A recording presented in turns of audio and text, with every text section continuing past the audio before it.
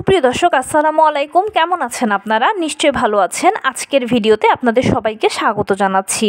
আজকে আমি আপনাদের সাথে শেয়ার করব সপ্তাহে অন্তত এক বেলা আপনার বাচ্চাকে এই খাবারটি দেবেন। চলুন জানাচ্ছি কোন খাবারটা দিতে হবে। বাচ্চারা জন্মগ্রহণ করার পর থেকে কিন্তু তাদের প্রধান খাবার হচ্ছে মায়ের বুকের দুধ। আর মায়ের বুকের দুধে সকল পুষ্টি উপাদান রয়েছে। মায়ের বুকের দুধে যে পুষ্টি উপাদানগুলো রয়েছে সেটা অন্য কোথাও নেই। বিশেষ করে প্রথম 6 মাস স্ট্রিক্টলি আপনি আপনার বাচ্চাকে বুকের দুধ পান করাবেন। অনেকে দেখা যায় যে বাচ্চার ওজন যখন বাড়ে না তখন বাচ্চাকে কিন্তু ফর্মুলা মিল্কটা দেওয়া শুরু করে। আপনি ফর্মুলা মিল্ককে চোখ বন্ধ করে বিশ্বাস করে খাওয়াচ্ছেন বাচ্চাকে মোটা বানানোর জন্য, কিন্তু সে আসলে মোটা অনেকাংশে হবে, কিন্তু প্রপার যে পুষ্টি উপাদানটা সে সেখান থেকে কিন্তু বঞ্চিত হবে। সকল পুষ্টি উপাদানগুলো আপনার বুকের দুধেই রয়েছে। তাই আপনার বাচ্চা মোটা হোক বা চিকন থাকুক, যেরকমই হোক না কেন, প্লিজ 6 মাস পর্যন্ত স্ট্রিক্টলি আপনি আপনার বাচ্চাকে বুকের দুধটা পান করাবেন। তার পাশাপাশি 2 বছর পর্যন্ত বাচ্চাকে বুকের দুধটা ম্যান্ডেটরি পান করাবেন। এটা বাচ্চার জন্য অপরিহার্য। বাচ্চাকে ভালো রাখতে চাইলে, সুস্থ রাখতে চাইলে এবং প্রাকৃতিকভাবে তার রোগ প্রতিরোধ ক্ষমতাকে আপনি যদি স্ট্রং করতে চান তাহলে অতি অবশ্যই বাচ্চাকে 2 বছর পর্যন্ত বুকের দুধ পান করাবেন। 6 মাসের পর থেকে বাচ্চাকে বাড়তি খাবার দেবেন।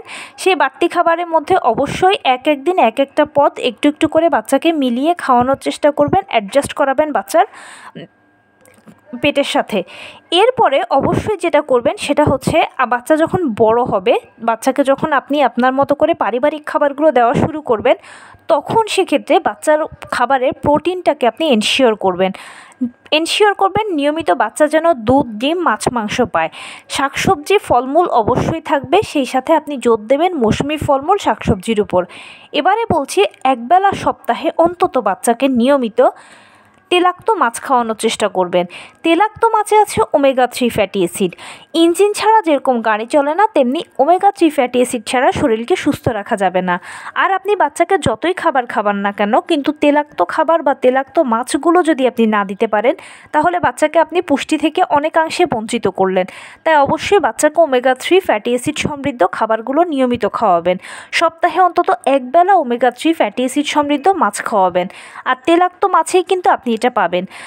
ইলিশ মাছ, বাঁশপাতা মাছ, পাঙাশ মাছ, এই ধরনের মাছগুলো তেলাক্ত মাছ, এগুলো সপ্তাহে একবার বাচ্চাকে দেবেন। বাদামটা নিয়মিত আপনি বাচ্চাকে দেবেন। বাচ্চার খাবারে সরিষার তেলটা ব্যবহার করতে পারেন, এটাতে ওমেগা 3 ফ্যাটি অ্যাসিড আছে। এছাড়াও আপনি দুধের তৈরি খাবার, ঘি, বাটার, এগুলোও চাইলে বাচ্চাকে দিতে পারেন, তবে বাচ্চার সেটা বয়স অনুযায়ী। তো এই ছিল আজকের ভিডিও। কেমন লাগলো বলুন।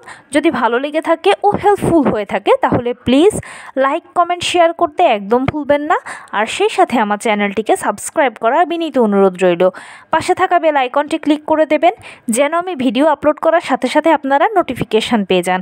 যদি কোনো প্রশ্ন থাকে কমেন্টসে জানাবেন, আমি রিপ্লাই দেব। প্লাস যদি কোনো পরামর্শ থাকে যে কোন বিষয়ের উপরে ভিডিও বানালে আপনারা উপকৃত হবেন, সেটাও জানাবেন।